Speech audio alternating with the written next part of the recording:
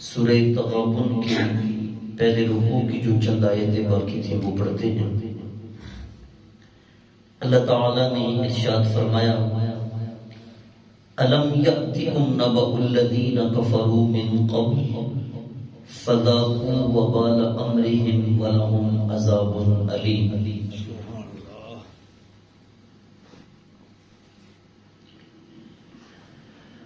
رب فرماتا ہے کیا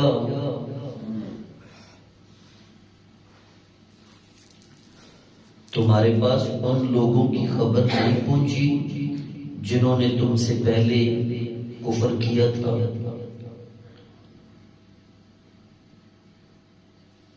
تو چکو پھر اپنے کرتوتوں کی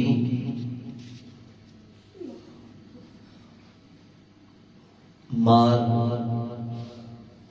اس دنیا میں، اور ان کے لیے آخرت میں دردناک عذاب ہے۔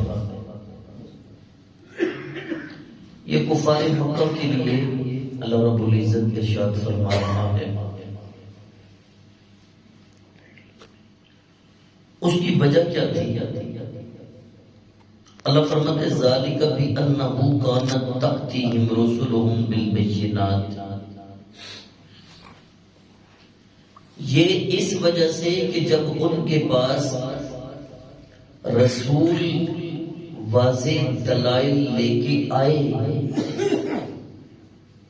تو فقالوا ابشر یہدوننا، انہوں نے کہا بھئی کیا کوئی بشر ہمیں ہدایت دیں گے؟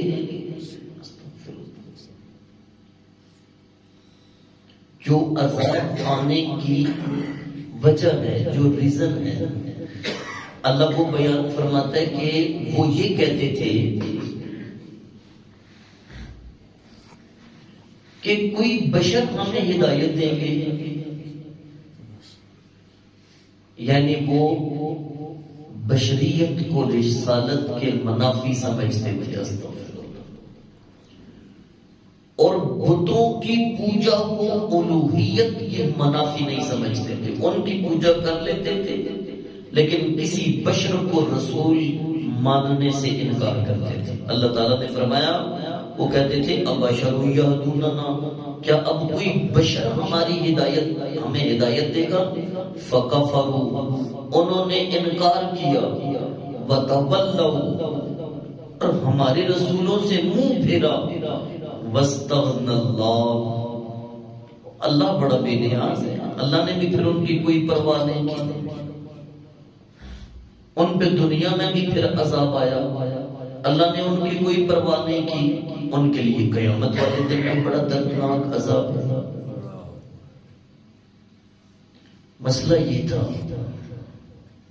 کہتے تھے کہ کوئی بشر بھی رسول بن کے ہمیں ہدایت دے، ہمیں یہ اچھا نہیں لگتا۔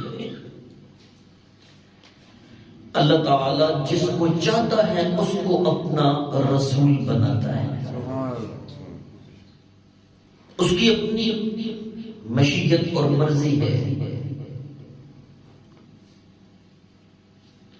اور یہ بھی خاص فضل ہے کہ اللہ نے بشریت میں رسول بھیجے ہیں۔ اگر کوئی جن یا کوئی فرشتہ ہوتا تو ہم اس طرح فیض حاصل نہ کر سکتے جس طرح ایمان کا، وجدان کا، قرآن کا اور رب رحمان کا فیض ہمیں مصطفیٰ کریم نے عطا فرمایا ہے۔ سبحان اللہ، سبحان اللہ۔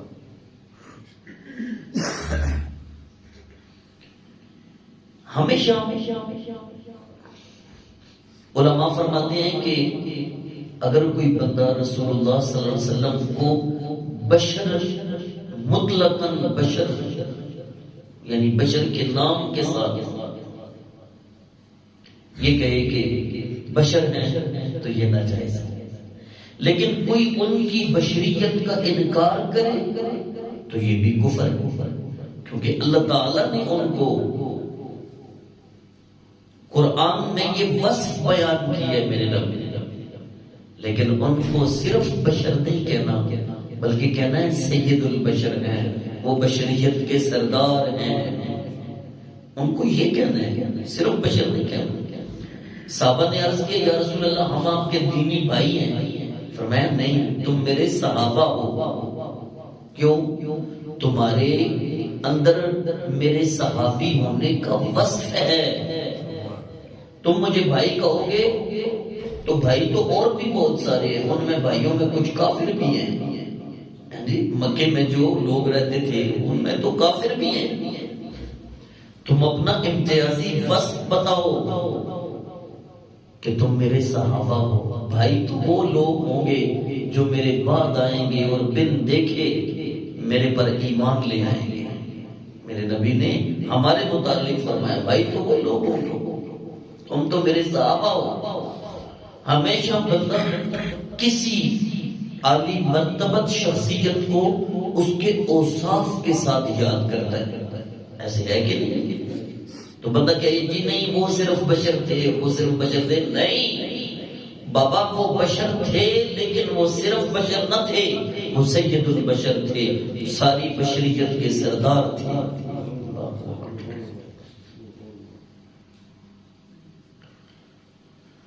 زعم الذین کفروا ان لن یبعثوا، کافروں کا یہ گمان باطل ہے کہ ان کو مرنے کے بعد دوبارہ نہیں اٹھایا جائے گا. قل بلا وربی لتبعثن ثم لتنبئن بما عملتم. اے محبوب فرما دیجئے ہاں کیوں نہیں، مجھے میرے رب کی قسم تمہیں ضرور بھی ضرور اٹھایا جائے گا اور پھر تمہیں تمہارے کرتوتوں کی خبر دی جائے گی کہ کافروں تم یہ کچھ کرتے رہے.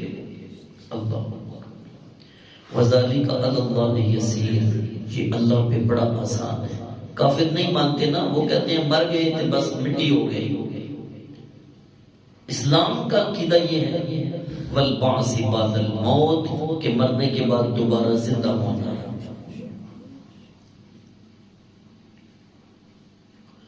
فآمنوا باللہ ورسولہ والنور الذی انزلنا، اور وہ جو اللہ پر، اس کے رسول پر اور اس نور پر ایمان لے کے آئے جو نور محبوب ہم نے آپ کے سینے پہ نازل کیا ہے.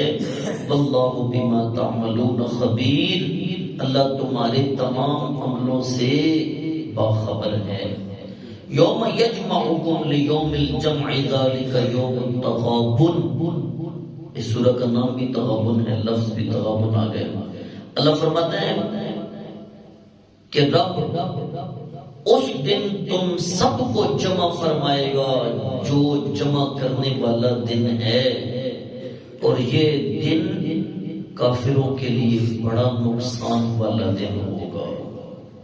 وَمَن يُؤْمِن بِاللَّهِ، اور جو اللہ پر ایمان لے کے آیا، وَيَعْمَلْ صَالِحًا، اور اچھے عمل کیے، يُكَفِّرْ عَنْهُ سَيِّئَاتِهِ، اللہ اس سے اس کے گناہوں کو ختم فرما دے گا. جو ایمان لے کے آیا، اچھے عمل کیے، اللہ فرماتا ہے رب ایمان لانے کی وجہ سے، اچھے عمل کرنے کی وجہ سے اس سے جو زندگی میں گناہ سرزد ہوئے اللہ معاف فرما دے گا. اللہ اس سے ان گناہوں کو ختم فرما دے گا. وَيُدْخِلُهُ جَنَّاتٍ تَجْرِي مِن تَحْتِهَا الْأَنْهَارُ خَالِدِينَ فِيهَا أَبَدًا، اس کو ایسی جنت میں داخل فرمائے گا جس کے نیچے نہریں جاری ہیں، اس میں وہ ہمیشہ رہے گا. ذَلِكَ الْفَوْزُ الْعَظِيمُ، یہ بہت بڑی کامیابی ہے، بہت بڑی کامیابی ہے. یہ جو محبوب تجھ پر ایمان لے کے آئے ہیں نا، جو مشکل ترین لمحات میں تیرے قدموں میں بیٹھے رہے ہیں، محبوب ہم ان کے گناہوں کو بھی معاف کر دیں گے، ان کو جنت میں بھی داخل کر دیں گے. والذین کفروا وکذبوا بآیاتنا اولئک اصحاب النار خالدین فیہا، جنہوں نے کفر کیا، ہماری آیتوں کو جھٹلایا، یہی تو اصحاب النار جہنم والے ہیں، اور وہ جہنم میں ہمیشہ رہیں گے. وبئس المصیر، کیسا برا ٹھکانہ ہے جہنم، کیسا برا ٹھکانہ. پہلا رکوع مکمل ہو گیا. آج کے درس قرآن میں ہمیں ایک بات پتہ چلی ہے کہ حضور کو محض بشر کہنا یہ رسالت کی توہین ہے،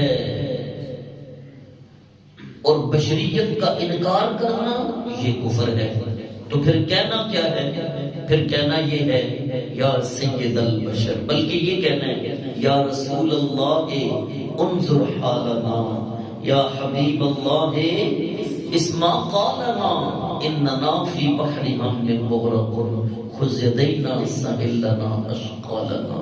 سرکار کو جب بھی پکارنا ہے تو امتیازی سب شان سے، ان کا ایک امتیازی بس ختم المرسلین بھی ہے، خاتم الانبیاء بھی ہے، انہیں تاجدار ختم نبوت کہہ کے پکارا جائے۔ اللہ رب العزت کی بارگاہ میں دعا ہے میرا رب ہمیں آقا کریم کی سچی محبت اور سچی غلامی نصیب فرمائے۔